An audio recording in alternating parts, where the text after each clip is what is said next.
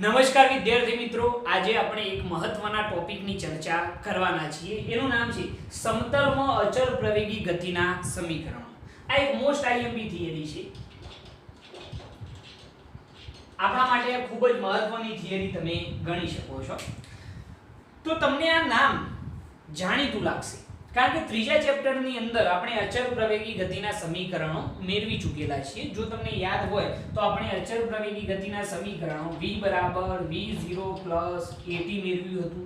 ત્રણ સમીકરણો હતા, યાદ હોય તો v = v0 + at, એના પછી હતું x = v0t + 1/2 at² અને ત્રીજું સમીકરણ હતું v² - v02 = 2ax. આવા ત્રણ સમીકરણો મેળવ્યા હતા, પરંતુ એની અંદર એક પરિમાણમાં ગતિ થતી હતી, સુરેખ પથ પર ગતિ થતી હતી. તો એના માટે અચળ પ્રવેગી ગતિના સમીકરણો આ મળે છે. પરંતુ હવે આપણે સમતલમાં ગતિ કરાવીએ છીએ. તો સમતલમાં જો અચળ પ્રવેગી ગતિના સમીકરણો મેળવવા હોય તો કઈ રીતે મેળવી શકાય? જો તમને આ થિયરી કમ્પ્લીટ ક્લિયર હોય તો આની અંદર એક સહેજ પણ તકલીફ પડશે નહીં, એની હું ગેરંટી આપું છું. બરોબર? તો આપણે વિચારીએ કે ધારો કે ઘટના વિચારીએ કે ધારો કે કોઈ કણ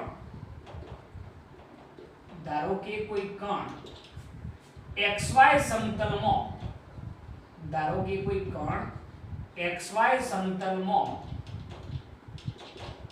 a સદિશ જેટલા અચળ પ્રવેગથી ગતિ કરે છે.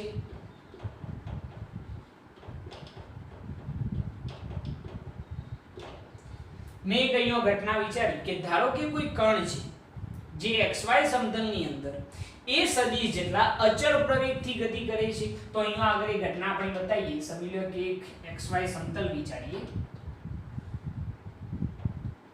બરોબર? આ xy સમતલ,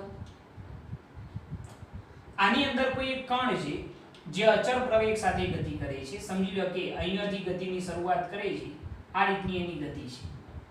બરોબર? t = 0 સમય, આ વેગ વિરુદ્ધ સમયનો આલેખ છે. t = 0 સમયે એનો જે વેગ છે એ કહી દઉં છું v0, અને t = t સમયની અંદર સમજી લો કે અહીંયા આગળ જે સમય થાય છે એ t = t સમયની અંદર એનો જે વેગ છે એ કેટલો થાય છે અહીંયા આગળ આપણે બતાવી દઈએ, v જેટલો થાય છે. બરોબર? અને આ જે કણ છે એ કેવી ગતિ કરે છે? તો અચળ પ્રવેગથી ગતિ કરે છે. ક્લિયર? ઓકે. તમે જુઓ, અચળ પ્રવેગથી ગતિ હોય તો એનો આલેખ કેવો આવે? સુરેખ આવે, તમે જાણો જ છો. આની અંદર એક જ વસ્તુ નોટ કરવાની છે કે t = 0 સમયે વેગ કેટલો છે?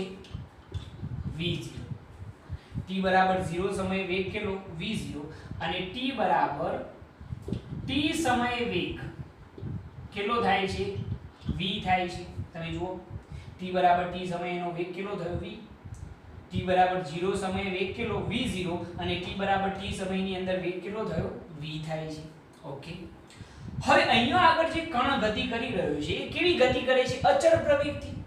અચળ પ્રવેગથી ગતિ કરતો હોય તો કોઈ પણ સમયગાળામાં એનો જે સરેરાશ પ્રવેગ હોય કે પછી તત્કાલીન પ્રવેગ હોય, બંને કેવા હોય? સમાન હોય. તો અહીંયા એ પણ કોન્સેપ્ટ લખીએ કે અહીં કણ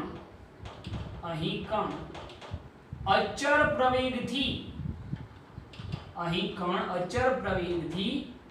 ગતિ કરતો હોવાથી કોઈ પણ સમયગાળામાં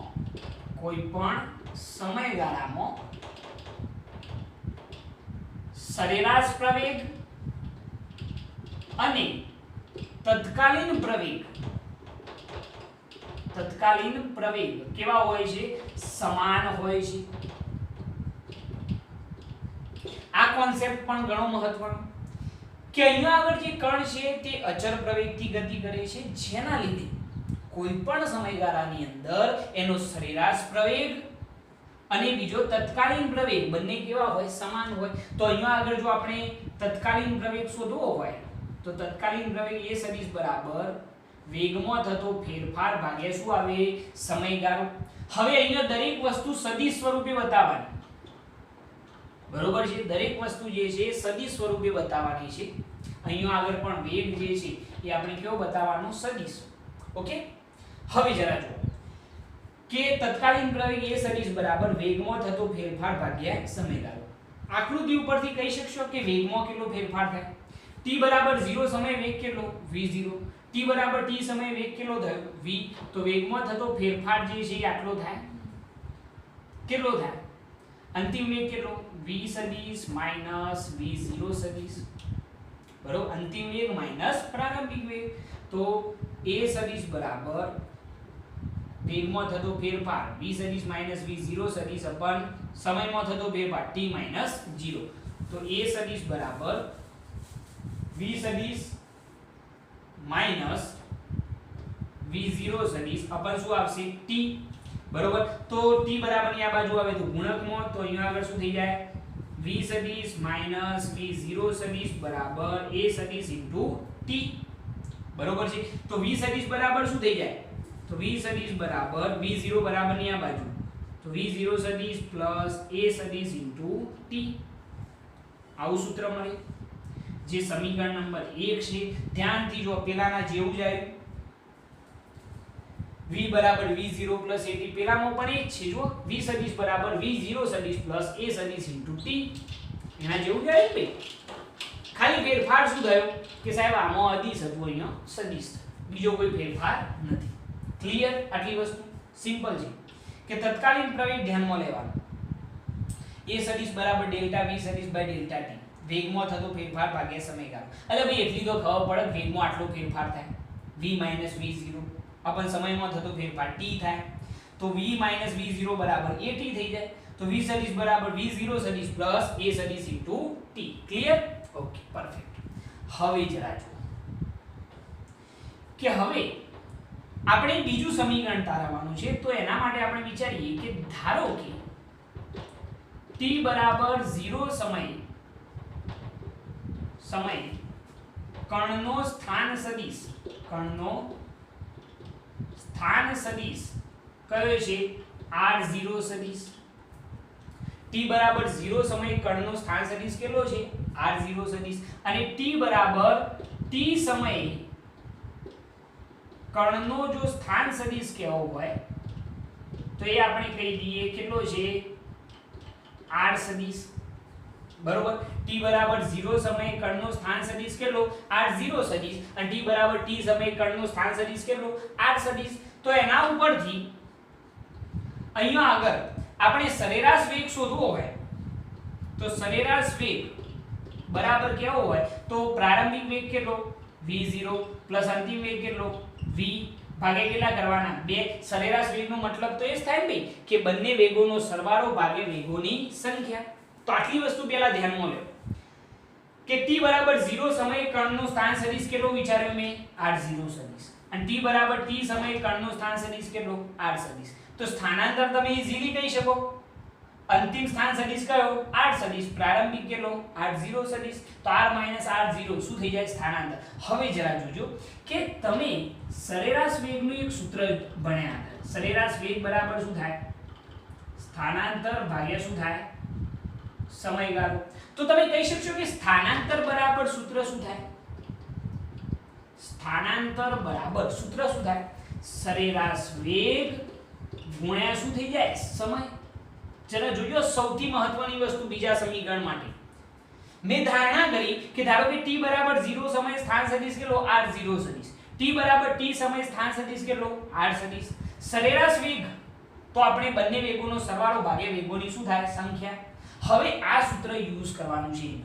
તો સ્થાનાંતર કેટલું થાય કહી શકશો? બોલો વિચારીને જાતે વિચારો કે સ્થાનાંતર કેટલું થાય. તો સ્થાનાંતર માટે શું થાય ભાઈ અંતિમ સ્થાન સદિશ માઈનસ શું થાય પ્રારંભિક સ્થાન સદિશ. તો અંતિમ સ્થાન સદિશ કયો છે r સદિશ અને પ્રારંભિક કેટલો છે r0 સદિશ. તો અહીંયા આગળ આપણે લખીએ કે સ્થાનાંતર બરાબર r સદિશ માઈનસ r0 સદિશ બરાબર સરેરાશ વેગ કેટલો તો v0 સદિશ પ્લસ v સદિશ ભાગ્યા 2 ઇન્ટુ સમય જે છે આપણે કહી દઈએ t. ધારો કે t સમયની અંદર થતું સ્થાનાંતર છે t સમય થાય ને t બરાબર 0 થી t એટલે સમયગાળો કેટલો થાય t. તો આ સૂત્ર એક મહત્વનું સૂત્ર બનશે જેને હું આપી દઉં છું સમીકરણ નંબર 2. બરોબર, આ મહત્વનું સૂત્ર છે. હવે જરા જુઓ કે આ જે સૂત્ર બન્યું છે એના ઉપરથી જ આપણે આગળની ચર્ચા કરવાની છે. હવે જરા જુઓ સમીકરણ 2 ની અંદર જો આપણે સમીકરણ 1 નો યુઝ કરીએ, સમીકરણ 2 ની અંદર જો 1 નો યુઝ કરીએ, જો v બરાબર શું લખી શકાય v0 at, તો એના ઉપરથી જો લખવામાં આવે તો શું લખાય જો સમીકરણ 1 પરથી v બરાબર v0 સદિશ પ્લસ a સદિશ t મૂકતો. બરોબર, તો ચલો આની અંદર શું થશે, સ્થાનાંતર r સદિશ માઈનસ r0 સદિશ બરાબર કૌંસની અંદર v0 સદિશ પ્લસ, ચલો v સદિશ ની જગ્યાએ શું લખવાનું, સમીકરણ 1 પરથી v0 પ્લસ a સદિશ ઇન્ટુ t ભાગ્યા શું આવશે 2 ઇન્ટુ t. બરોબર ને, ખાલી v ની જગ્યાએ સૂત્ર, બીજું કંઈ નહીં, સિમ્પલ આઈડિયા. તો જુઓ સ્થાનાંતર r સદિશ માઈનસ r0 સદિશ બરાબર v0 પ્લસ v0 કેટલા થાય 2v0 સદિશ પ્લસ a સદિશ ઇન્ટુ t ભાગ્યા કેટલા આવશે 2 ઇન્ટુ t. બરોબર, ઓકે. તો r સદિશ માઈનસ r0 સદિશ બરાબર, ચલો બે જે છે બંનેને સ્વતંત્ર લખો અને t ને એની સાથે ગુણી પણ કાઢો. તો ચલો આને સ્વતંત્ર લખો, બે બે કેન્સલ એટલે શું થઈ જાય v0 સદિશ ઇન્ટુ t પ્લસ અહીંયા આગળ બે આને સ્વતંત્ર લખો તો 1/2 a સદિશ ઇન્ટુ શું થઈ જાય t સ્ક્વેર. કોઈ કન્ફ્યુઝન ના હોવું જોઈએ, બે બંનેને સ્વતંત્ર લખવાના, t ની અંદર ગુણી કાઢવાના. ઓકે, તો r સદિશ બરાબર r0 બરાબર ની આ બાજુ જોઈએ તો શું થાય r0 સદિશ પ્લસ v0 સદિશ ઇન્ટુ t પ્લસ 1/2 a સદિશ ઇન્ટુ t સ્ક્વેર. બરોબર, આ જે સમીકરણ મળ્યું એ સમીકરણ નંબર આપીએ 3. પેલું આપણે x બરાબર હતું ને v0t + 1/2 t સ્ક્વેર, જો પ્રારંભિક સ્થાન x0 હોય તો આપણે શું લખતા x બરાબર x0 + v0t + 1/2 t square. Okay, જરા એક મિનિટ બીજી વસ્તુ તમને કહી દઉં કે કદાચ આપણે આ જે પહેલું સમીકરણ મેળવ્યું એના ઘટકો લખવા હોય તો લખી શકાય, બંનેના ઘટકો લખી શકાય. હું આના પણ ઘટકો લખું, પેલાના પણ ઘટકો લખું. જો અહીંયા લખીએ, અહીંયા આગળ અહીંયા લખીએ, જો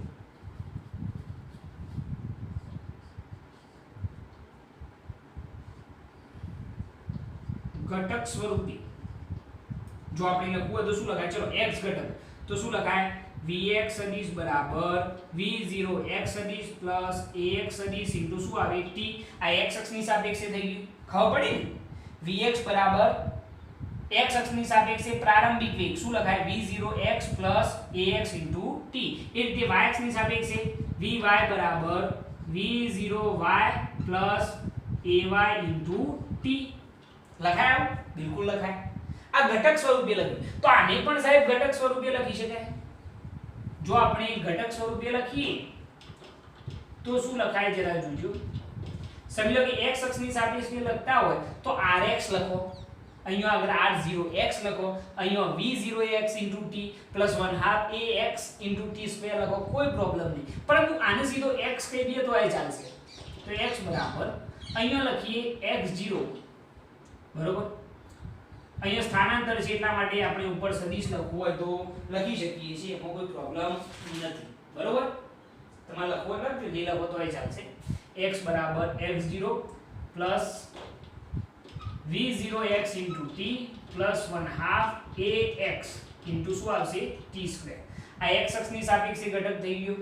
જો y અક્ષની સાપેક્ષે આવું હોય તો y બરાબર y0 plus v0y * t plus 1/2 ay * t square. બરોબર, આ ઘટક સ્વરૂપે થઈ ગયું. પરંતુ મેઈન સૂત્ર આ રહ્યું. બરોબર, તો પેલા આ બે સૂત્રો મગજની અંદર એક્ઝેક્ટ બેસી ગયા. આની અંદર તમારે સહેજ પણ કન્ફ્યુઝન હોવું જોઈએ નહીં. બરોબર, શું કરવાનું ખ્યાલ આવી ગયો. પહેલા તો આ સ્થિતિ t બરાબર 0 સમયે વેગ v0, t બરાબર t સમયમાં વેગ v. તો તત્કાલીન પ્રવેગનું સૂત્ર લખો, વેગમાં થતો ફેરફાર. તો ઈઝીલી તમને આ પહેલું સમીકરણ મળી જશે. v સદિશ બરાબર v0 સદિશ પ્લસ a સદિશ t. ઓકે, એને ઘટક સ્વરૂપે લખવું હોય આ રીતે. હવે અહીંયાથી ધ્યાન રાખજો બીજું સમીકરણ મેળવવા માટે કે ભાઈ t બરાબર 0 સમય સ્થાન સદિશ કેટલો r સદિશ, અને t બરાબર t સમયે સ્થાન સદિશ કેટલો r સદિશ r0 સદિશ અને આ r સદિશ બરોબર. સરેરાશ વેગ કેટલો થાય બંને વેગોનો સરવાળો ભાગ્યા 2. સ્થાનાંતર બરાબર સૂત્ર મેં તમને કહ્યું સરેરાશ વેગ ગુણ્યા સમય. આ સૂત્ર મહત્વનું છે. હવે આની અંદર કઈ નહીં, આની અંદર ખાલી આ સમીકરણ 1 યુઝ કરવાનું આની જગ્યાએ v ની જગ્યાએ તો એ એપ્લાય કર્યું, સાદું રૂપ આપશો એટલે આ સમીકરણ મળી જશે. ઘટક સ્વરૂપે લખવા હોય તો લખજો, ના લખવા હોય બહુ ચિંતા નહીં. મેઇન સૂત્ર આ તારવવાનું અને એક આ તારવવાનું, બે થયા સમીકરણો. ઘટક સ્વરૂપે નહીં લખો તોય ચાલશે. મેં તો અહીંયા લખેલા છે પરંતુ કદાચ નહીં લખો તોય ચાલશે. ઓકે, હવે જરા જુઓ. હવે રહી વાત ત્રીજા સમીકરણની, v2 - v02 વાળું. તો એના માટે શું કરીશું? તો એના માટે આપણે એક કામ કરીએ. ચલો આ નોટ કરી લેજો, પહેલા નોટ કરી લેજો, પછી આપણે આગળ વધીએ.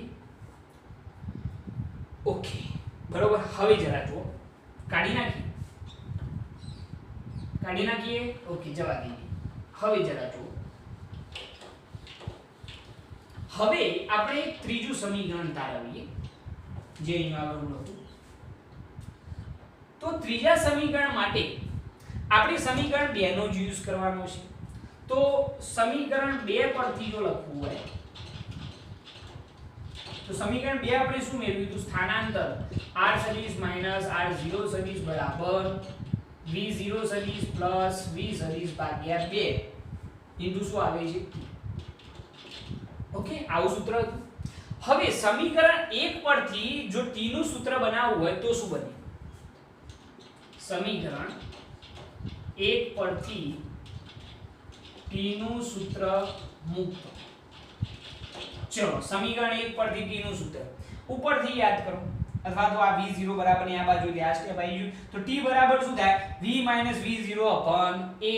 તો બસ એ સૂત્ર t ની જગ્યાએ એપ્લાય કરવાનું. r સદિશ માઈનસ r0 સદિશ બરાબર v0 સદિશ પ્લસ v સદિશ ભાગ્યા 2 ઇન્ટુ t ની જગ્યાએ શું લખીશું? તો v સદિશ માઈનસ v0 સદિશ માઈનસ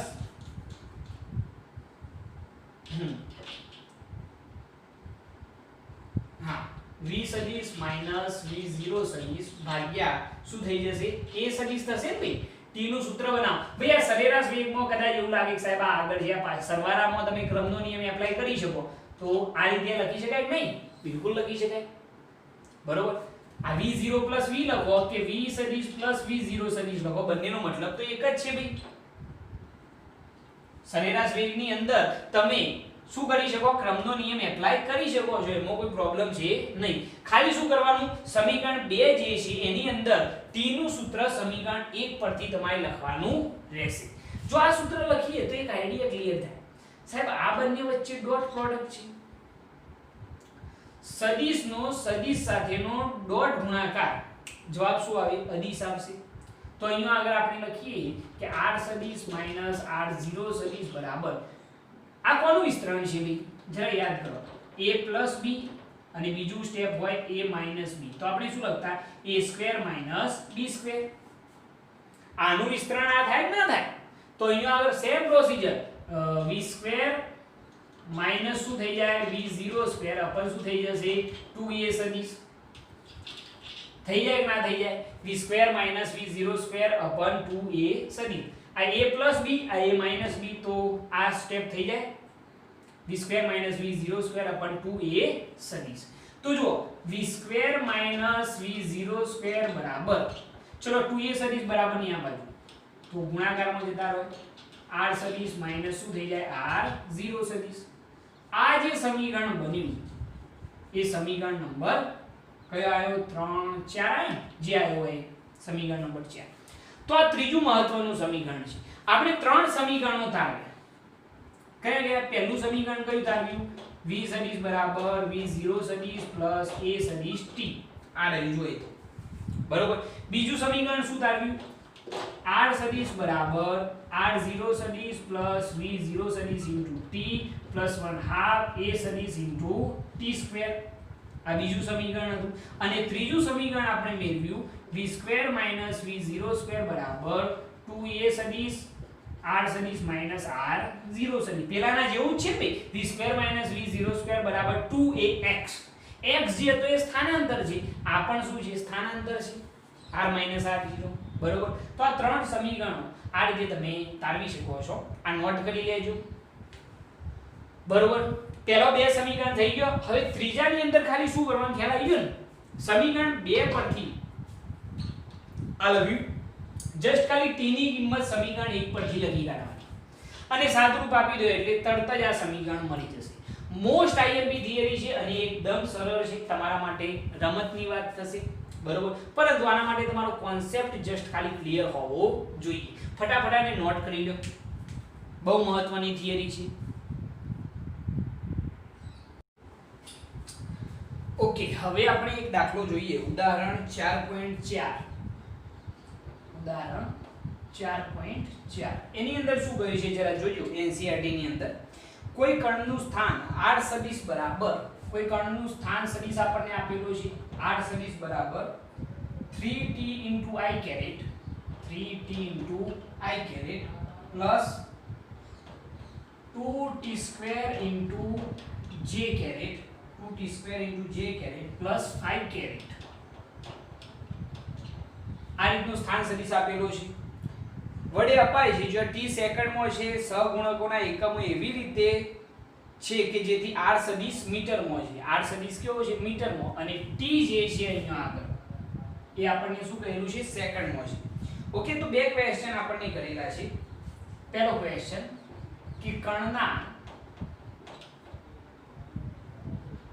t સમયનો વેગ v સદિશ t તથા t સમયનો પ્રવેગ a સદિશ t એ બંને આપણે શોધવાના છે એટલે કે t સમય વેગ અને પ્રવેગ આપણે શોધવાના છે અને બીજો ક્વેશ્ચન આપણને એવો કરેલો છે કે t બરાબર 1 સેકન્ડ માટે t બરાબર 1 સેકન્ડ માટે વેગ v સદિશ t નું મૂલ્ય અને દિશા શોધો v સદિશ t નું મૂલ્ય અને દિશા આપણે અહીંયા આગળ શોધવાની છે શોધી કાઢીએ સિમ્પલ બરોબર હવે જરા બહુ સિમ્પલ વસ્તુ છે આપણને સ્થાન સદિશનું સૂત્ર આપેલું છે r સદિશ બરાબર 3t * i caret plus 2t² * j caret plus 5 caret ભાઈ બોર્ડ ઉપર દેખાય તો છે જ ને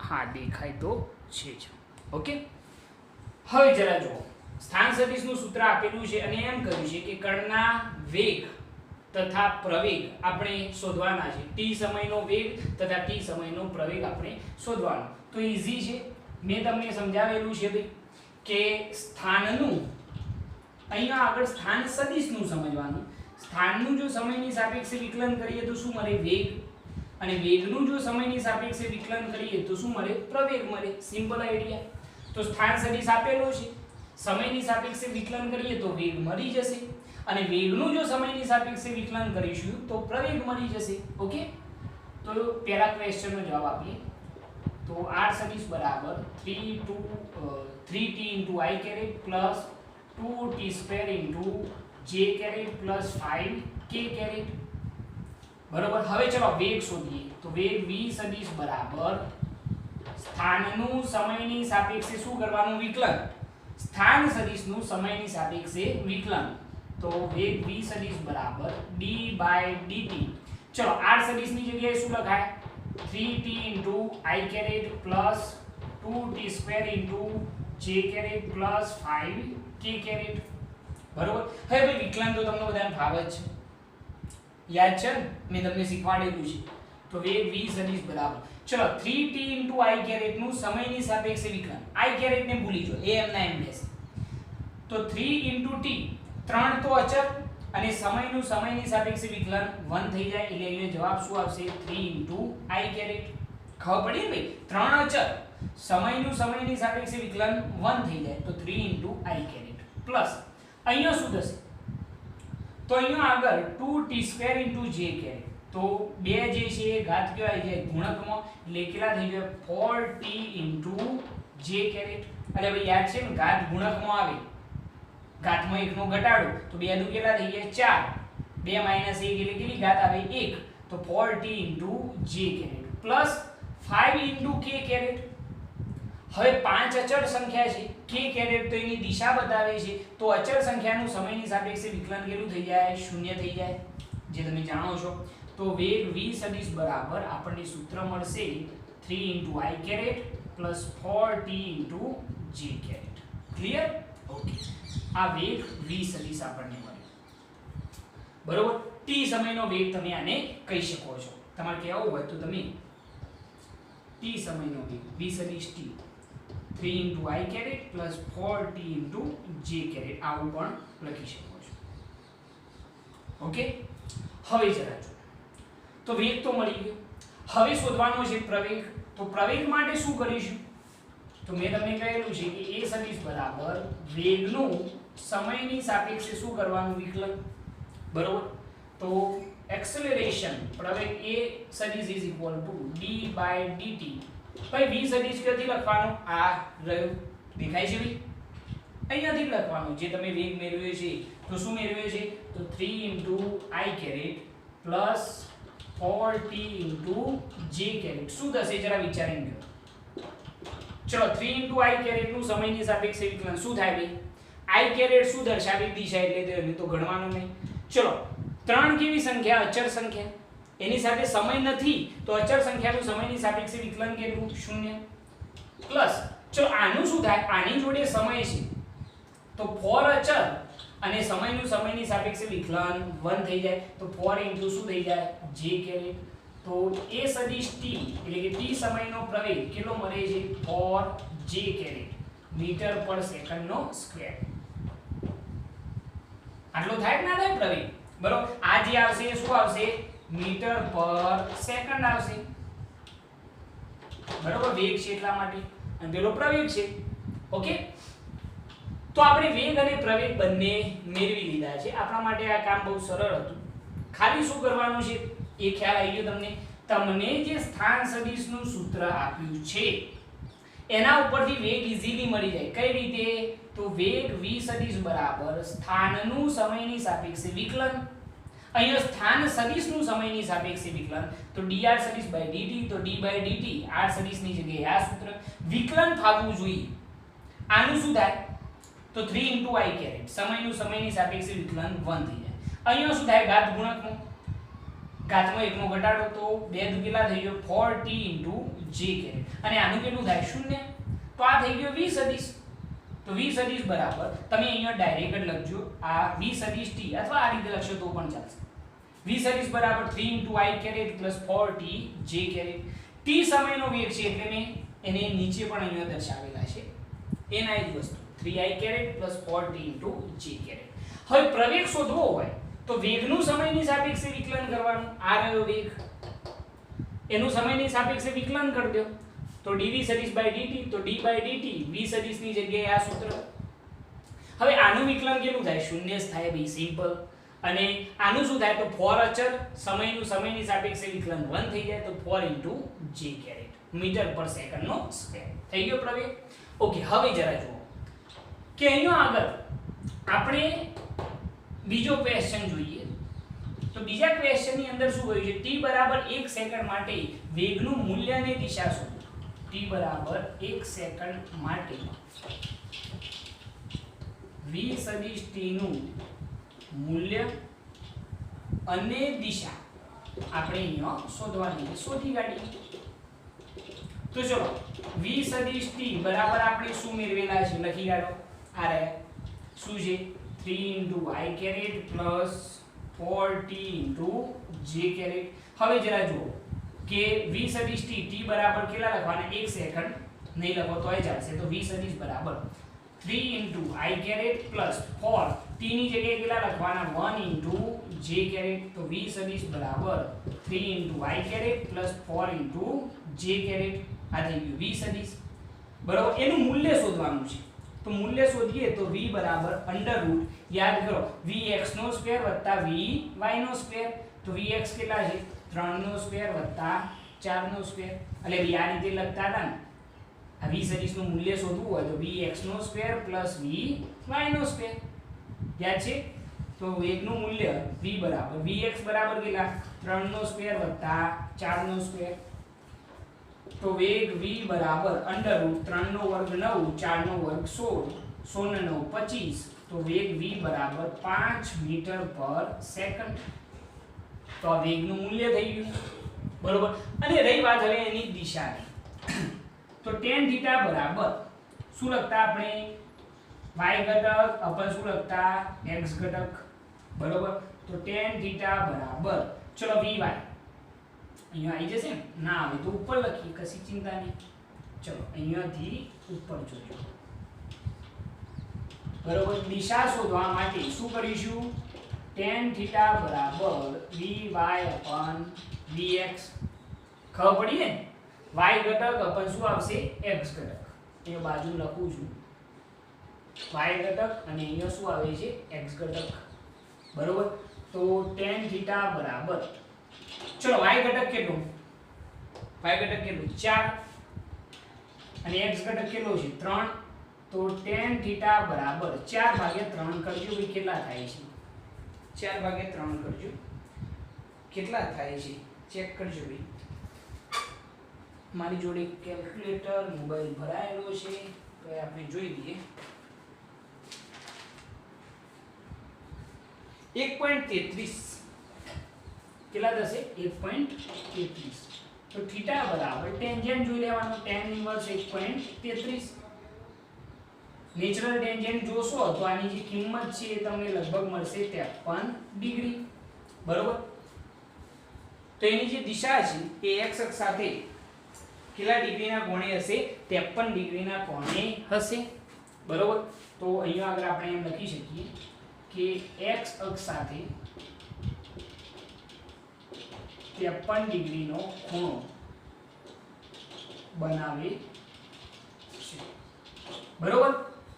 થઈ ગયું સિમ્પલ, સારો દાખલો ભાઈ. આવા દાખલા પૂછાઈ શકે, મોસ્ટ આઈએમપી દાખલામાં ગણી શકવાની. સ્થાન સદિશનું સૂત્ર આપેલું હોય, વેગ શોધવાનું હોય, કઈ નથી વધવાની અંદર, જસ્ટ ખાલી વિકલનના બેઝિક કોન્સેપ્ટ ક્લિયર હોવા જોઈએ તો તમને પહેલો વેગ મળી જશે અને એના પછી પ્રવેગ પણ મળી જશે. અને પછી t બરાબર 1 સેકન્ડ માટે વેગ શોધવાનો છે, એનું મૂલ્ય શોધી કાઢ્યું, જે કેટલું આવ્યું 5 મીટર પર સેકન્ડ, અને એના પછી એની દિશા પણ શોધી કાઢી. Simple, okay. નોટ કરી લો આને, નોટ કરી લો ભાઈ, એકદમ સરળ છે.